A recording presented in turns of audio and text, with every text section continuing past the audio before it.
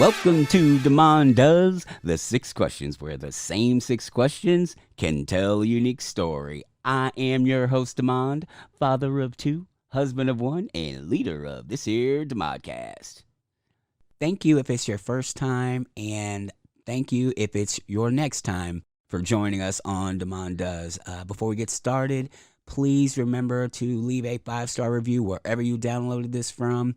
Leave some notes or comments or whatever, because it helps the show grow. I don't know how it works, but those are the rules, and that's what we're going with. And now, on to the review. Mission Impossible is a very specific review podcast that focuses only on the Mission Impossible franchise. That includes the TV show and the Tom Cruise movies as well. Did you know that the current movies are in the same continuity as the TV show?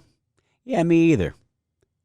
The intro music fits the show perfectly and sounds different enough from the original to keep from getting sued. Each episode starts off with some banter before they get into the review. I love that Nathan and his various co-hosts start with each review with a discussion of the mission briefing, which the series is known for. Then they get into the show proper by taking turns talking about what they like and didn't, and it's a great blend of jokes and insight, which I always appreciate. Each show ends with the host and guest rating the show on a 1 to 5 scale for quality, which is common. This is what I like, though, that they add a little bit different. They also do the same for silliness, which is perfect for a 60s spy show, which was parodied by the Austin Powers movies. As movies, TV, and technology has changed so much since then.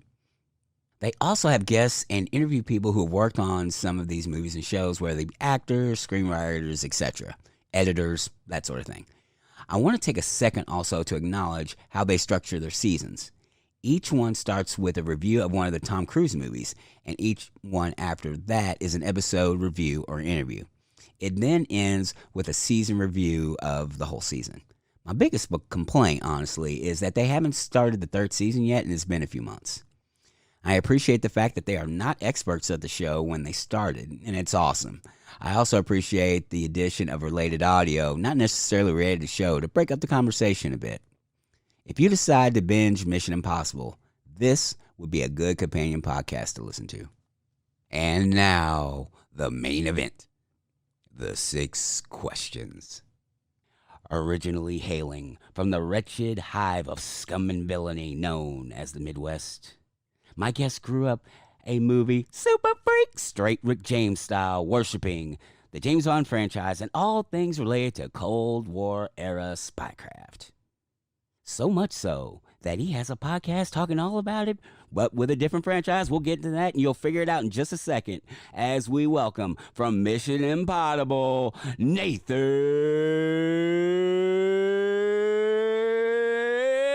Flynn. What an energetic opening. Glad to be here, Demond. Thank you. Thank you for taking time out to talk to a perfect stranger. How you doing? Hey, everybody's a stranger till you get to know them. I'm just totally quoting 21 Jump Street, but I'm doing fine. Yeah, no, I'm doing fine. I mean, we were just talking off mic about, the status of the world and everything. I'm doing fine as is where I'm at. But there is that sense of uncertainty that we feel in this time that will never quite go away. But it's something that, when we look back at it, I hope that this uncertainty is just false, like spider senses that we're all having. So where would you like to be found on the interwebs? So on the interwebs, you can find me on Twitter at Nathan Flynn. You can also find my podcast, Mission Impodible, wherever you find your podcasts. Spotify, iTunes, Geo7, which apparently exists and is a thing that I don't know. I've never heard of it. I think it's the reason why we have a really rabid Indian fan base, because I know it's India-based. Wow. But beyond that, I've got a few things in development right now, but if I'm famous for anything, it's starting a project and then not having it go to fruition. You can find me mostly on Twitter raving about movies that people will be like, seriously, nobody remembers that movie. That movie doesn't exist, which, it is what it is. I always just like to spread a little bit of positivity about film. That is my mantra. And you grew up loving movies, right? No. So when I was growing up, I grew up in a farmhouse, oddly enough, which is not where anybody pictures me nor myself. I grew up on a lot of 60s television, chiefly Green Acres, Mission Impossible, Batman, all your stuff, because TV Land was constantly playing. And my parents have like impulse buy of any VHS tapes. So we just had like this tower that was almost like the monolith in 2001, where I would just pick out a movie from there. And oftentimes, being a kid, I would just constantly keep cycling through the Burton Batmans and the Schumacher Batmans until my parents literally got so upset that I just kept rewatching them that they locked them away for a bit. Drop something. Locked them away for a bit, and I ended up exploring newer movies, chiefly the James Bond movies, for a while, which don't hold up nearly as well as I would like for them to. But there's that nostalgia that I have for it, and got into spy films throughout that, but then just got more and more into cinema. Mainly whenever I'd ask my parents, like, hey, do you know any other good spy movies? And they'd be like, yeah, Fletch starring Chevy Chase. I'd be like, I'm not so sure that qualifies, but okay. And it doesn't. So I just would keep going through different movies, and I ended up broadening my horizons more and more. I've been in love with film ever since I could feel the static on those old TV sets. Nathan Flynn, are you ready to answer the 6 questions? Yes. What would be your favorite color? No, I'm just kidding. Hit me. Question number 1. When did you know you wanted to get into podcasting? This is a tough one for me because I really can't pinpoint a time. I originally was writing a lot of film critique, mainly on a site called spill.com that later got destroyed like overnight. So I say destroyed, it got bought out by Hollywood.com and then was removed afterwards. And it was a film critique website that I'm sure a few people listening to this have heard before. It now has mainly continued its spirit onto a podcast called Double Toasted, a few other podcasts outside of that, and a site that I worked for a while called oneofus.net. And I was kind of mostly done with film critique after having like years of it burned away overnight, and really wanted to get into screenwriting. And I had an accident that happened to me in around 2019, where I was riding one of those scooters, the Bird, the Lime, the whatever you call it. Mm-hmm. And I hit a bump on my way to a bar, not coming from a bar, but like on my way to a bar. And I fucked up my thumb, had like a cut somewhere on there. And I was just, stuck in bed, not really able to work. And a friend of mine, George Hickman, came up to me and said, hey, dude, how about you just start doing reviews for oneofus.net? And it was all audio reviews, so it doesn't give me the daunting idea of like typing in stuff all day and like slamming my head up against a keyboard and all of that. So I started doing this, and we were just doing a sub podcast called Screener Squad, where you mainly cover new releases, your Netflix, your whatever. And COVID hit, and that ended up becoming everything that's being released. So it ended up becoming more of a big task. And I, more often than not, would hear people get ready to start up a review. And I'd be like, I got an idea of how you can open this, or I could do this. And I had a few ideas for podcasts. I'd always been a fan of podcasts, but it was never anything that I knew I would want to put forth any effort. And it came out of nowhere for Impodible, because me and a bunch of people were talking on a thread of like, that 60s Mission Impossible show is really good. And it's kind of strange that that's like one of a franchise that has the same continuity, that has been alive since like 1966. And nobody is like, oh, well, Sam Elliott was in a season of Mission Impossible. Leonard Nimoy, everybody's like, that showed that guy from Airplane. And there's such a divide between the two fandoms of the TV show and the movies. And somebody brought up that it would be an interesting idea for a podcast. And me and my co-host, who we just ended up being like, yeah, I do a podcast like that. I do a podcast like that. And we both were like accusing each other of coming up with the idea, only to find out that neither of us had. It was another guy in the thread named Gene Selassie, who's amazing. And we've had on the podcast in lost recordings somewhere out there. We started doing it, and then we started getting like really passionate about the format and the way how things work out. And we started asking for interviews. And it's something where I talk enough about film that if you put a mic in front of me anyways, you're going to get something. But I also have those tics that anybody has, those filler gaps that you have in conversation with people that don't sound great in a podcast. So it's something you sort of develop over time, as you probably know, Demand. So that's how I got into podcasting. It was really just a way for my brain to escape during the pandemic. Not that we're not still during the pandemic, but we're in a different stage. We're in the third act of the pandemic, and we're hoping there's not a fourth act.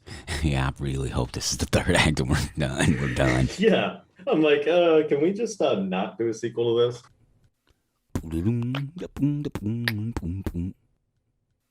Question number 2. What do you wish you had known when you started out? This is going to sound really selfish.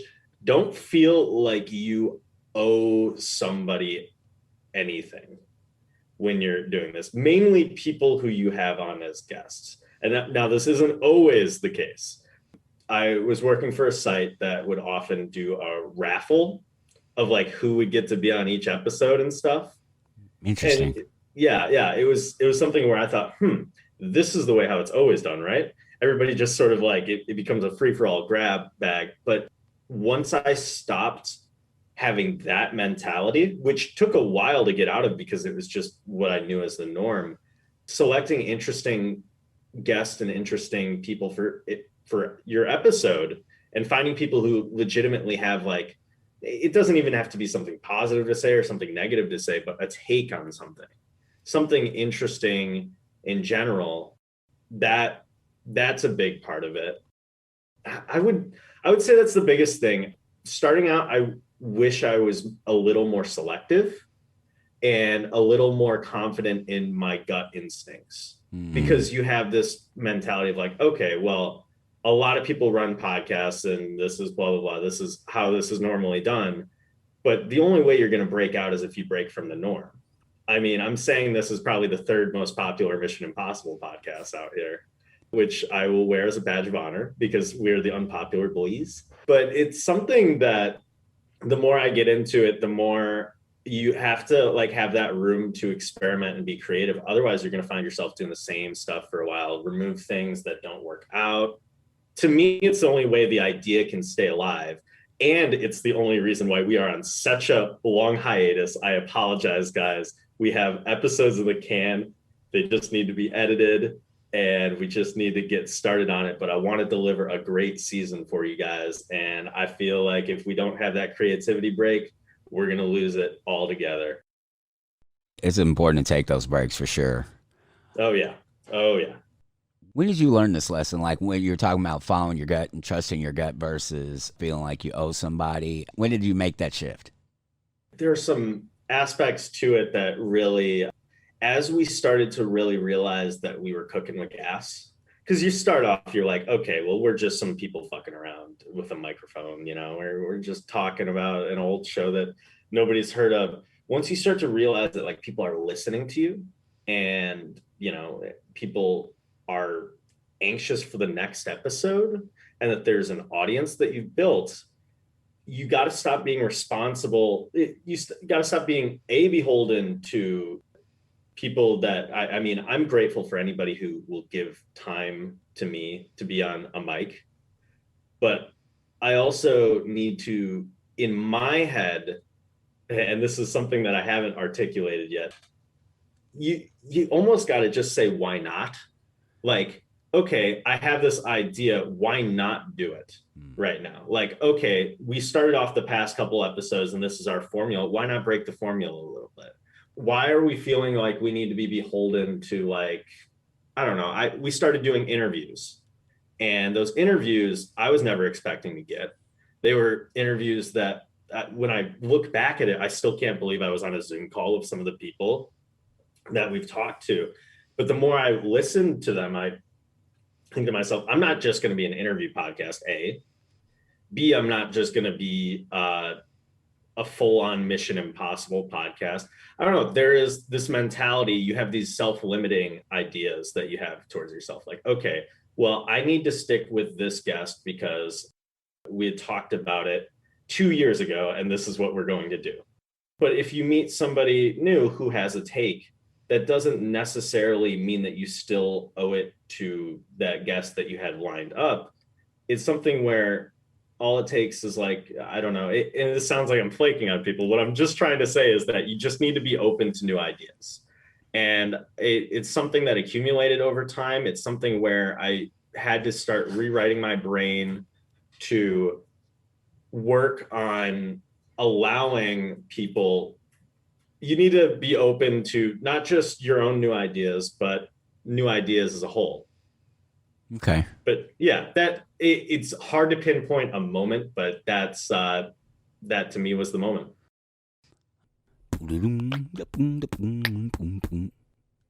Question number 3.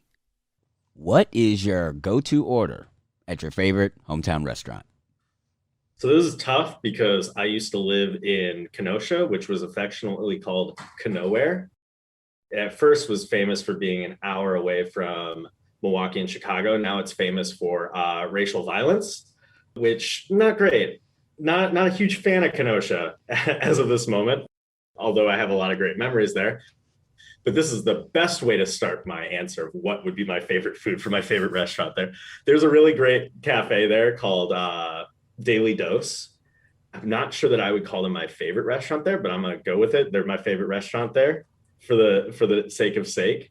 And they've got this amazing sweet potato and chorizo hash that is just to die for. With chipotle aioli. Ooh, baby. That sounds good. That sounds so delicious. Good.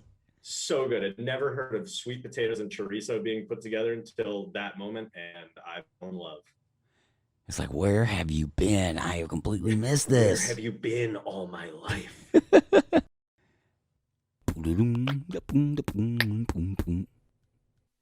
Question number 4. What are you curious about? So many things.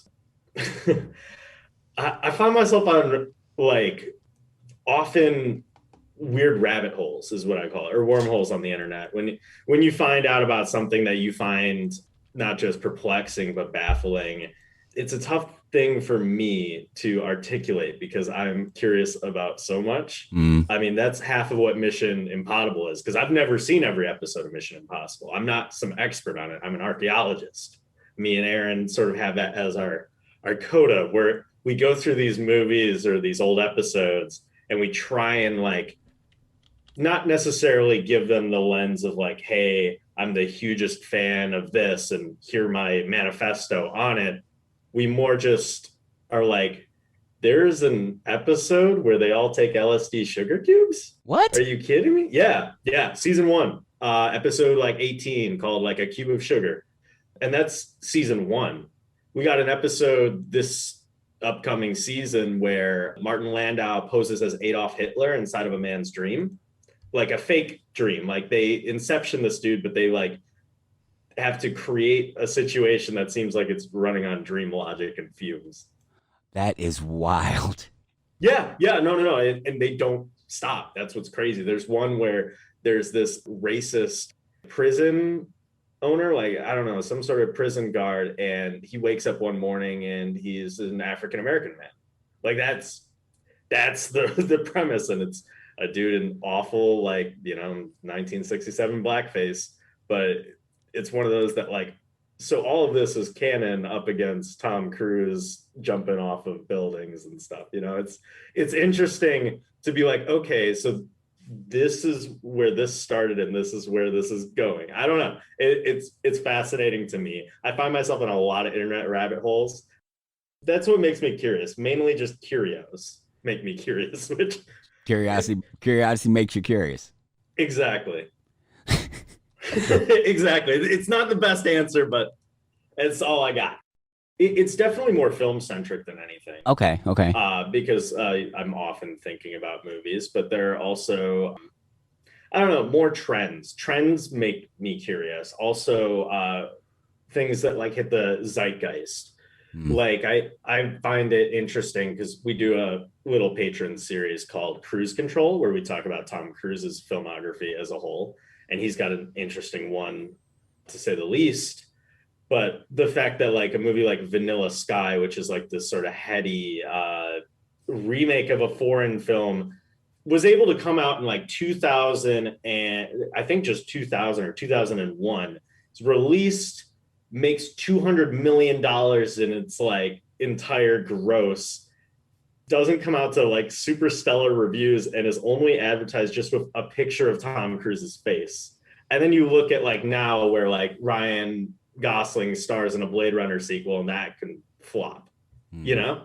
Just trends, the way how society managed to accept things, the acceptance of weird norms, you know?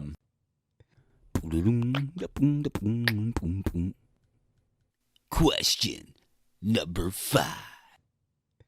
What should I ask you that I didn't know enough to ask? Something that people find interesting when they find out about me, but it's something that they have to find out about me casually through dropping stuff. Okay. Damon, ask me how many siblings I have. How many siblings do you have? The oldest of 10. Damn! Yeah, that's a lot of different personalities, but it's just something that, like, for some odd reason, whenever it comes up, people are like, wow, yeah, that's the best one I could think of, because it's always something where, you know, it blows people's mind, even though that's not the most amount of siblings anybody's ever had. But I'm a decently young guy. I'm pretty energetic, despite feeling like an old man most of the time. So it's a weird thing. Being the oldest, I would assume you had more responsibility with caring for your siblings and things like that, and helping out your parents.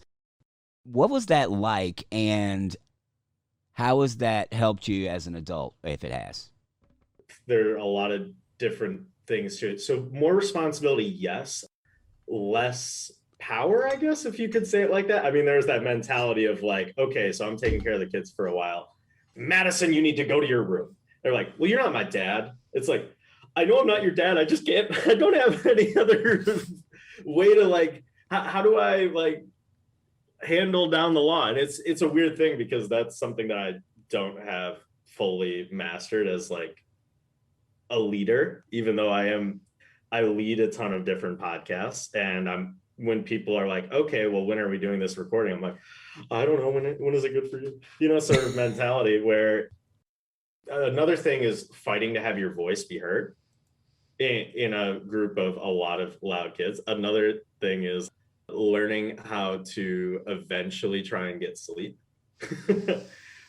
I'll have a lot of like first time dads talk to me, and they'll be like, you know what?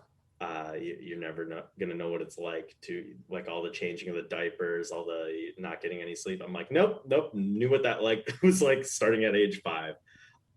But I'm not sure how it really, unless we're going into full psychology mode, how it influences my podcast outside of like finding your voice and trying to make sure that it's heard over people. It also, dealing with 9 other different personalities, helped me become more of a people person.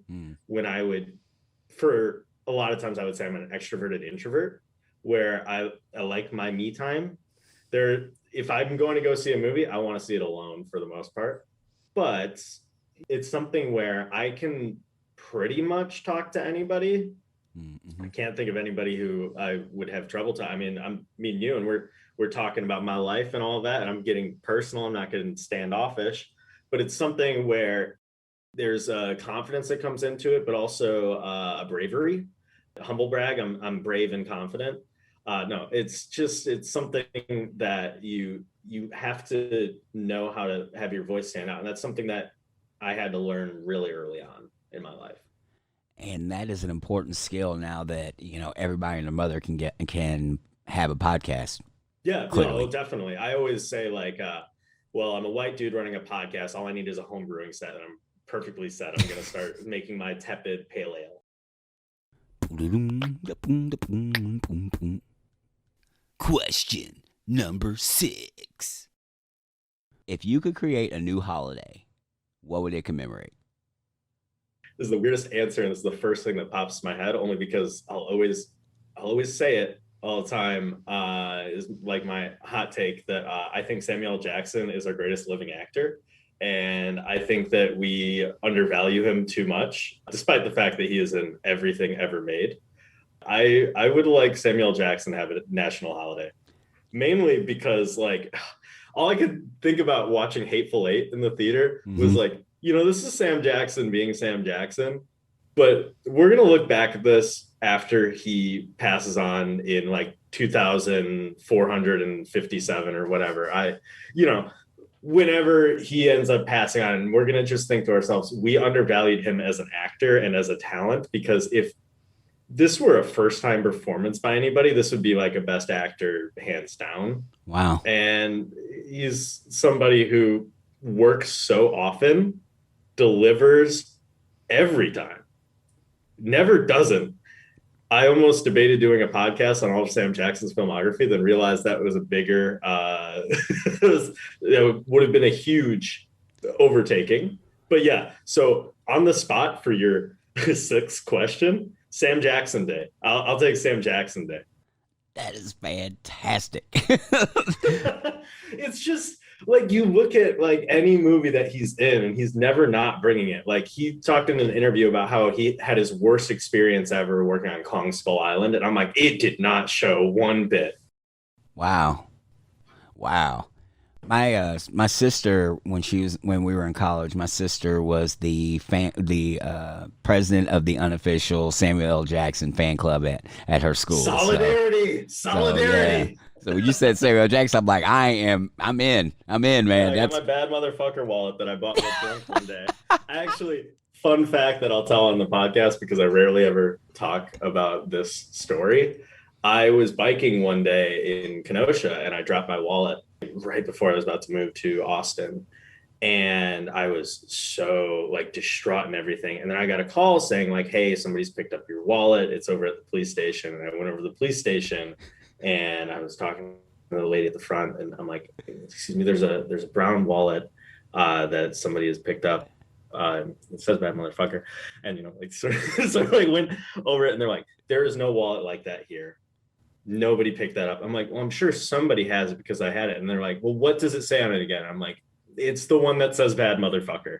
And I just had to keep like repeating it. And I'm like, it's right here underneath the desk. They handed it back to me. And the amount of cash that I had in there was gone, which is whatever, I'm sure. Like, at least I have it. Right. Because my social security card was in there, which, geez.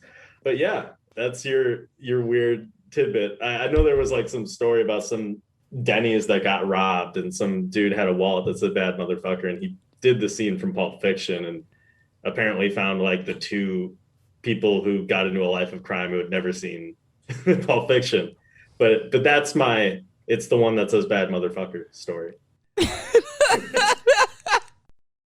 was really strange just being like a kind of like, relaxed white dude walking in there being like, yeah, my wallet says bad motherfucker on it. You guys picked it up the other day. And then I was expecting they'd be like, okay, yeah, we have it, here you go. But then it became like a whole, we don't have it here, let's get 2 more officers on this right now. Like, they were, after you left, they're like, this guy's gonna carry around a wallet that says bad motherfucker on it. Yeah, I know. It always throws people off guard, especially if like somebody, usually it'll be like, hey, would you like to donate to our church? And I'll pull it out. I'll be like, when I don't have cash, it's like the best way to like, it reminds me of like that season of Curb where Larry David wore a MAGA hat so that he didn't have people interact with him at all. Oh my gosh. Where I'm just like, oh, I'm sorry, I don't see any cash in here. Here, it's not that I wouldn't donate to a church, but to specify to my listeners, not the Church of Scientology, because I've had that accusation leveled on me. Yeah, not a huge fan of Cruz's personal life stuff. Great actor though. We've all got our stuff. There was one guy who was like, I'm only a fan of his personal life. I want to meet that. I want them on the show for real. I'm like, Yeah. I want to hear this. So what you think about him jumping down on the couch, jumping up and down on the couch? I'm only a fan of Dan Aykroyd's whiskey or vodka, Skull vodka. Thank you very much for your time. I appreciate it. Thank you. Yeah, no problem, man. And thank you once again for tuning in for Damon Does. And if you could take a quick minute, if you hadn't already, please go on to your favorite podcast app and leave a review, leave a 5-star or the highest number of stars that you can give so more people can see the show. That's how it gets seen. So until next time, see it, hear it, speak it, live.